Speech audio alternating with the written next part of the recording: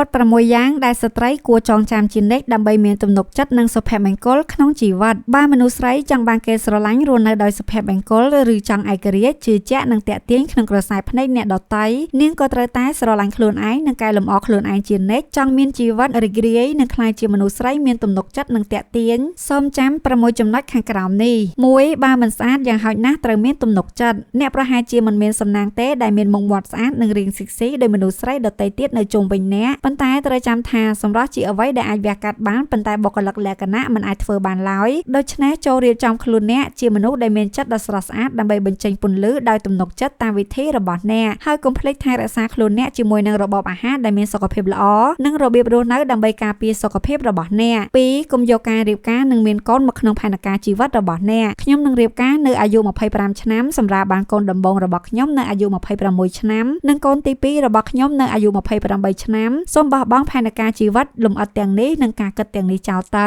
អ្នករស់នៅបានតែម្ដងគត់នៅក្នុងជីវិតនេះសូមឲ្យអ្វីៗកើតឡើងដោយធម្មជាតិនិងរស់នៅដោយរីករាយដែលអ្នកស័ក្តិសមនឹងទទួលបានសូមកុំបង្ខំខ្លួនឯងឲ្យគិតពីរឿងដែលមិនទាន់កើតឡើងច្រើនពេកកុំដាក់សម្ពាធលើខ្លួនឯង3មនុស្សស្រីមិនអាចស្លាប់ដោយសារតែគ្មានមនុស្សប្រុសបានទេប៉ុន្តែបើគ្មានលុយនាងប្រកាសជាវេទនាមនុស្សប្រុសអាចចាក់ចេញពីអ្នកបានប៉ុន្តែលុយមិនអាចទេព្រោះបើអត់វាជីវិតអ្នកនឹងលំបាកដូច្នេះហើយកុំចាប់ចិត្តនឹងអារម្មណ៍ហើយបោះបង់អាជីពឬសមត្ថភាពរបស់អ្នកដើម្បីតែមនុស្សប្រុសដែលអ្នកស្រឡាញ់ព្រោះនេះជាទង្វើដែលបំផ្លាញខ្លួនឯង4មនុស្សស្រីមានភាពតាក់ទាញបំផុតនៅពេលដែលពួកគេងំងល់នឹងក្តីសុបិនរបស់ពួកគេមិនមែននៅពេលពួកគេសុំលុយពីប្តីនោះទេនារីដែលមានភាពតាក់ទាញមិនមែនសំដៅទៅលើមុខមាត់ស្អាតរាងស្លឹមជាមនុស្សរីករាយឬមានបុគ្គលិកលក្ខណៈគួរឲ្យចាប់អារម្មណ៍នោះទេទាំងនោះគឺគ្រាន់តែជាចំណុចផ្សំដែលជួយឲ្យអ្នកធ្វើឲ្យមានចំណាប់អារម្មណ៍ល្អនៅក្នុងក្រសែភ្នែកអ្នកដទៃប៉ុណ្ណោះអ្វីដែលសំខាន់បំផុតនៅក្នុងជីវិតអ្នកគឺភាពឯករាជ្យភាពឆ្លាតវៃនិងធ្វើតាមបេះដូងរបស់អ្នកប្រសិនបើអ្នករស់នៅដោយពឹងផ្អែកទៅលើហិរញ្ញវត្ថុរបស់ប្តីអ្នកនោះអ្នកនឹងក្លាយទៅជាមនុស្សស្រីដែលអត់ប្តីមិនបានត្រូវចាំកបបម្រើប្តីអស់មួយជីវិត